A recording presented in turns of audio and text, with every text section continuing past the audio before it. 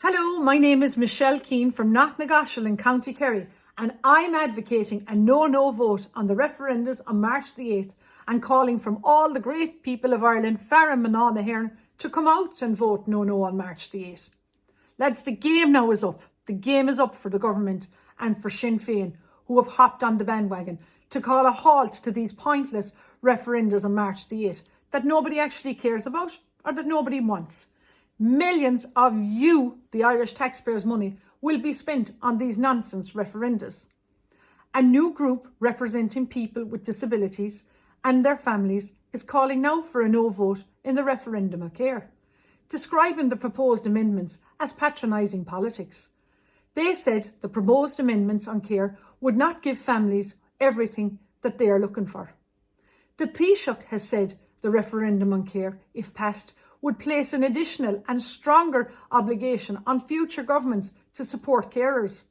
But, in my opinion, it perpetrates the notion that people with impairments are burdens on their families rather than people with rights holders on the equal basis with everyone else in society.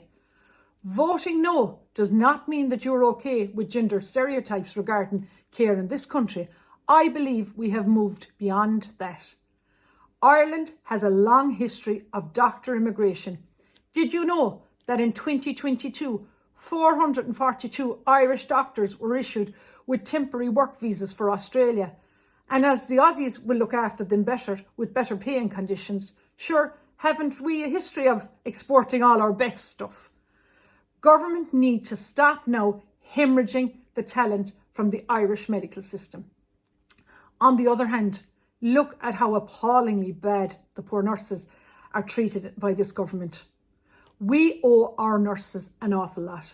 The government should listen to them and their issues and sort it out once and for all, preferably before they are forced to resort to industrial action.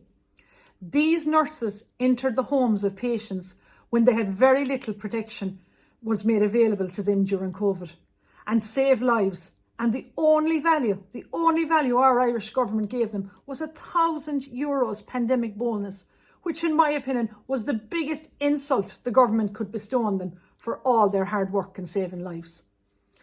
If you look at the home help carers and the carers in the home and the work they do and saving the state millions each year by caring for the sick and elderly at home, instead of squandering all these millions in having these pointless referendums, we should be giving each and every one of them a pay rise. The National Women's Council is the national representative organisation for women and women's groups in Ireland.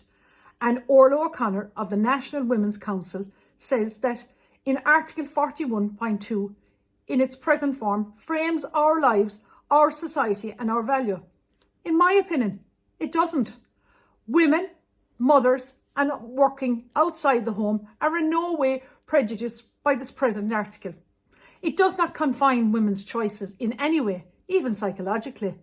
Us Mná hÉireann are well protected by our forefathers who enacted our great constitution of 1937. Were you aware that the National Women's Council appointed head of campaigns and mobilisation is Rachel Coyle? She'd been a Sinn Féin activist for several years and was previously a party staff member. In my opinion, our Taoiseach, Leo Varadkar, is now trying to downplay the fear that these referendums will backfire with a no majority vote by now saying issues on the ballot are far more complicated than other previous votes, such as repealing the aid or the marriage for all equality, that this government, under his watch, have made a complete mess of. Don't give the government another chance to mess up on our constitution. We owe it to our forefathers who treated us women with such dignity and respect when they enacted our constitution in 1937. 105 years ago, women got the right to vote. People died for your vote. Remember, your vote is your voice. Come out now and bring a biro, not a pencil, with you to the ballot box on March the 8th and vote no. Go raibh míle maith agat.